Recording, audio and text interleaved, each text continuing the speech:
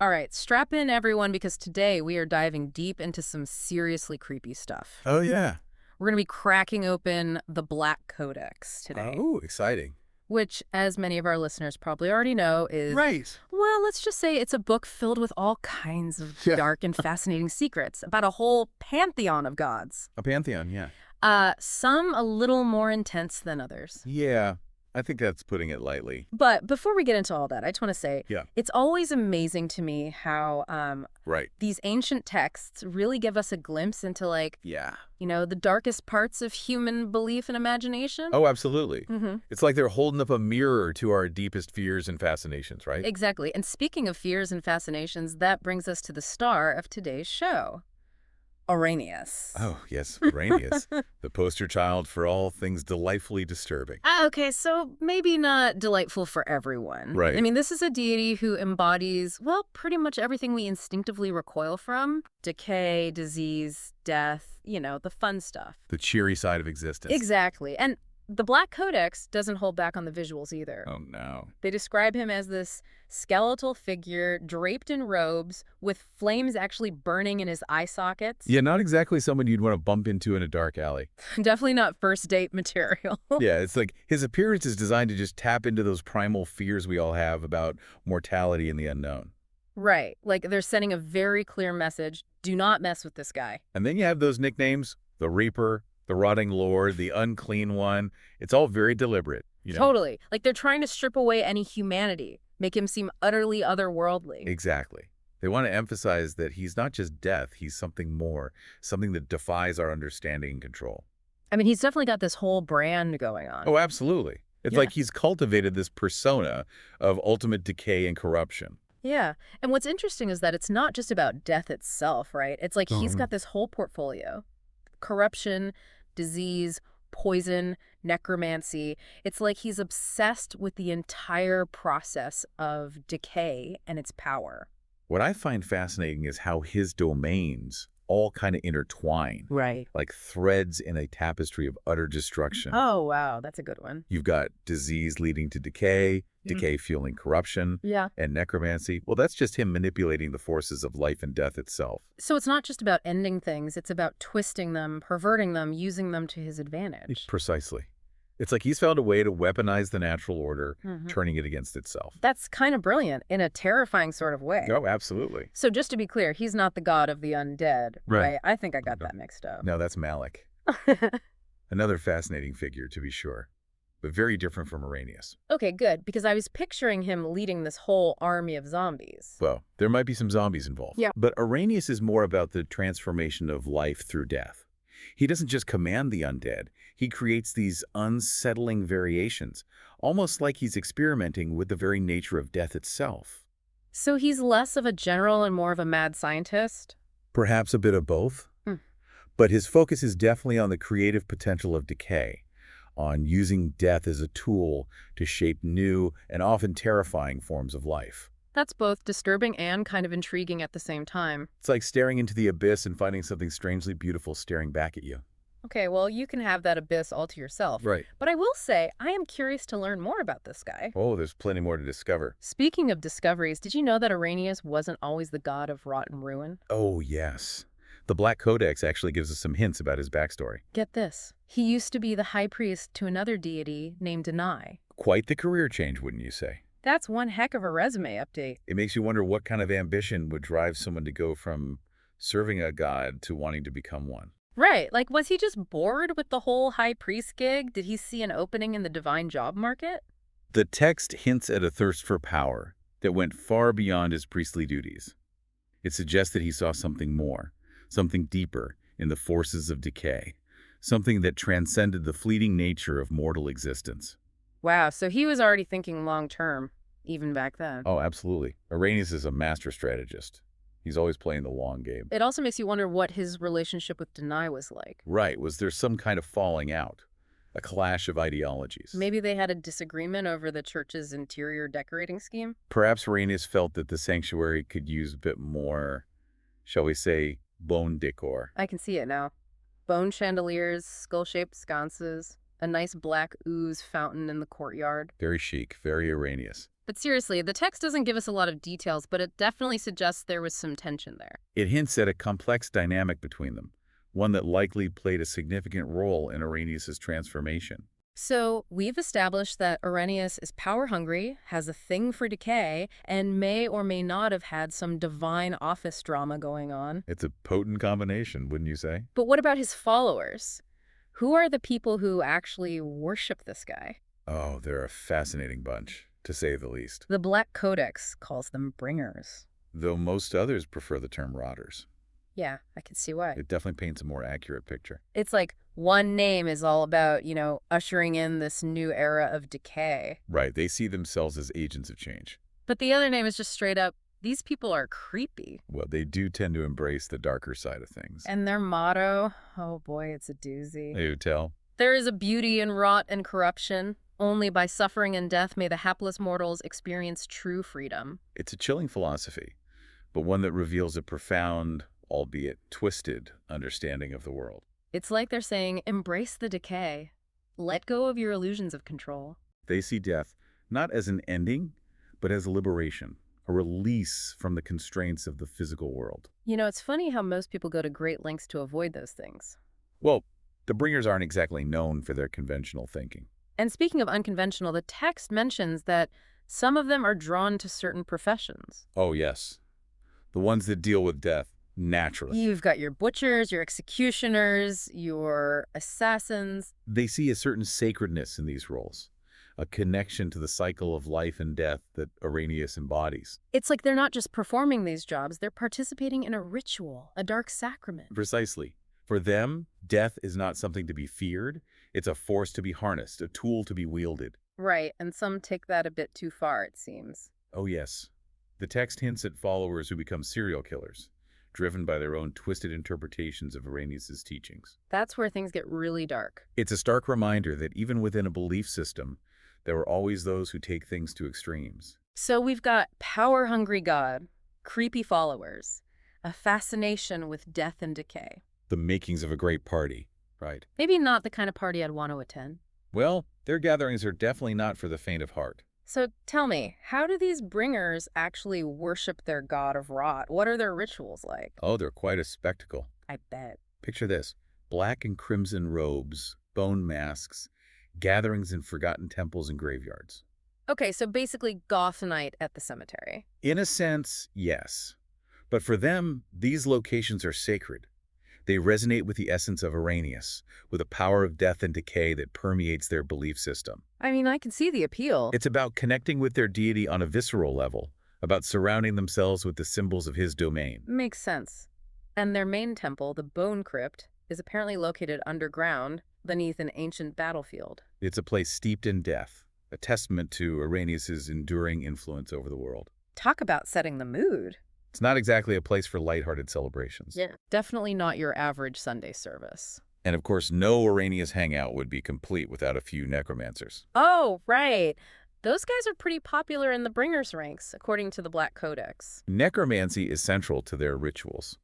It's a way for them to emulate their deity, to demonstrate their mastery over death itself. It's like they're trying to prove that death is just another tool to be wielded, another force to be controlled. Exactly. It's about blurring the lines between life and death, about bending those forces to their will. Sounds risky. Oh, it is. But risk is part of their belief system. It's about pushing boundaries, challenging the natural order. Speaking of pushing boundaries, they have this yearly celebration. Ah, yes. Their grand festival. It happens on the last day of the year, lasts for 3 days, and involves sacrifice and something called revelry under the Bone Lord. It's a time of both mourning and celebration, a way for them to mark the end of the old and the beginning of the new through the lens of Arrhenius's teachings. I'm guessing it's a bit more intense than your average New Year's Eve party. Well, they do tend to go all out. And get this, every decade they sacrifice the Bone Lord. Now that's a twist. Right. Like, who volunteers for that gig? It's a mystery, Yeah. but it suggests a profound level of devotion, a willingness to give everything to their god. It's also incredibly creepy. Oh, there's no denying that. This deep dive is already giving me nightmares. Just wait until we delve into Arrhenius's rise to power and his Oh. truly unsettling domain. Oh, boy. I can't wait. In the last part, we were talking about Arrhenius's past. Right. It's Denai's high priest Mm. and how he kind of went rogue. Yeah, that whole power grab thing. Well, the Black Codex actually Ugh. sheds some light on how he made that transition, Okay. from serving a god to becoming one. Yeah. How'd he pull that off? It's a wild story full of, Yeah. ambition, betrayal, and let's just say, Okay. Arrhenius was a very clever Right. planner. All right. I'm hooked. So as high priest, to deny Yeah. Arrhenius, he already had a lot of power and influence, right? Makes sense. But apparently that wasn't enough for him. Oh, no. He believed that Yeah. the church should have even more control Okay. and that they should basically shape the world Oh, wow. according to their doctrines. So while Denai was away, You're right. Arrhenius basically decided to Oh, take over. Yeah, he kind of just took the reins and... It's pretty bold Oh, yeah, very bold. for a god of decay. I mean, it was a gamble, Yeah. but he thought it through. So he went from high priest to, or I guess, supreme leader. Yeah, something like that. And turned the church into something yeah. much darker. Yeah, much more in line with his own vision. But what happened when Denai got back? Well, They couldn't have been too happy no, not at all. to find out Right. that their church was basically turned into some kind of, I don't know, a cult. Denai was furious. Rightfully so. They took action immediately, destroyed Arrhenius' physical body, Oh, wow. dismantled the church. Wow. It seemed like the end. But he comes back. I mean, we Right. know he eventually becomes a god. Right. So how did he recover from that? This is where Arrhenius' mastery of necromancy Right. comes into play. So necromancy more than just raising the dead. Well, it includes that, Right. but it's much more than that. Okay. It allows for all sorts of manipulations of life and death. Oh, I see. Arrhenius, he'd already transformed himself into a lich. A lich. Okay, so remind me, what's a lich again? So a lich is kind of like a Yeah. spellcaster, Mm-hmm. but they've achieved this Okay. twisted form of immortality Oh. by binding their soul, Okay. something called a phylactery. A phylactery, right? Yeah, it's basically an object Yeah. that acts as a container for their soul. Oh, interesting. So even if their body gets destroyed, Right. they can regenerate Oh, so it's like as long as the phylactery is safe. a backup. Yes, exactly. Mm. Like a backup drive for their soul. Clever. Oh, yeah. He was thinking ahead. He knew Denai might come back, Mm-hmm. so he made sure he could survive. That's some serious foresight. He was playing the long game. So Denai destroyed his body, Right. but his soul was safe. Safe and sound in the phylactery. Just waiting to make a comeback. Exactly. Okay, so how did he go from Right. defeated lich Right. to, full-fledged god? The Black Codex mentions Oh. this event called the Second Ascension. Second Ascension. What was that? Unfortunately, Neat. the text isn't very clear on the details, Okay. but it describes it as Yeah. a cataclysmic event Oh, wow. that basically shook up the whole Pantheon. Like a divine earthquake? Yeah, something like that. And Arrhenius was able to... It seems he was able to use Yeah. the chaos Okay. to his advantage. So the Second Ascension, Mm-hmm. it's a mystery. Yeah, for now. But we know that Arrhenius somehow used it Right. to become a god. To seize divine power.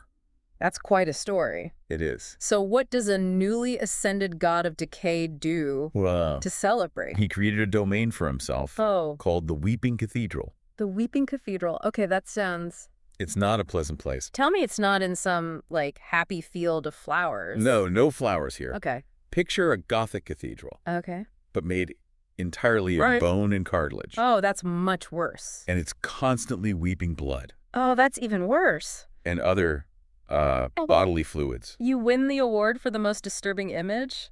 And this Okay. delightful place is located. Right in the heart of Hades, Of course it is. the realm of the dead. So Hades wasn't depressing enough.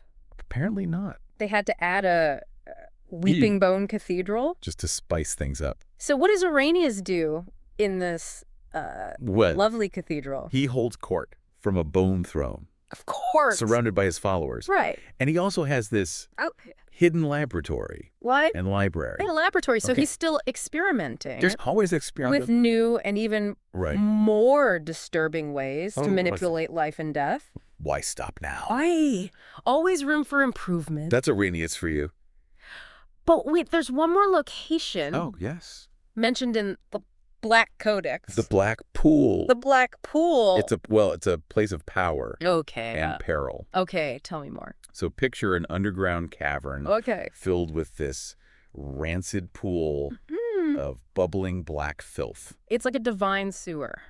Pretty much. Lovely. It's said to be a direct link to Arrhenius. So people go there to... They go seeking answers, Okay. favors, Oh, yeah. even power. From Arrhenius? They offer prayers, Yeah. but also sacrifices. Sacrifices. Like what kind of sacrifices? The text doesn't go into detail, Okay. but it's not pretty. So you go to this black pool. Right. You offer a sacrifice. Mm-hmm. Maybe you get your wish granted, but maybe something bad happens. It's a gamble. A cosmic gamble. You could say that. High stakes. Very high. And there's one more thing about the black pool. Oh, yes. The Bone Lord Right. can actually travel through it It's a ritual. to Arrhenius's realm. They appear right before his throne. Wait, so it's a portal, It's a like a direct line to the god of decay. It's a perilous journey, Yeah. undertaken only once a year. Wow. It shows the connection between the mortal realm Yeah. and Arrhenius' domain. This is a lot to process. It is. The god of decay who lives in a bone cathedral in Hades, followers who celebrate with sacrifices, and a portal to his realm in a pool of black goo. Right. Arrhenius certainly keeps things interesting. That's one way to put it. So, we've made it to the end of our journey through the Black Codex. A journey into the heart of decay, one might say. And I gotta say, I'm feeling a whole mix of emotions right now. I can imagine. Like, on the one hand, I'm totally creeped out. Yeah. But on the other hand, Mhm. I'm also kind of in awe of this guy.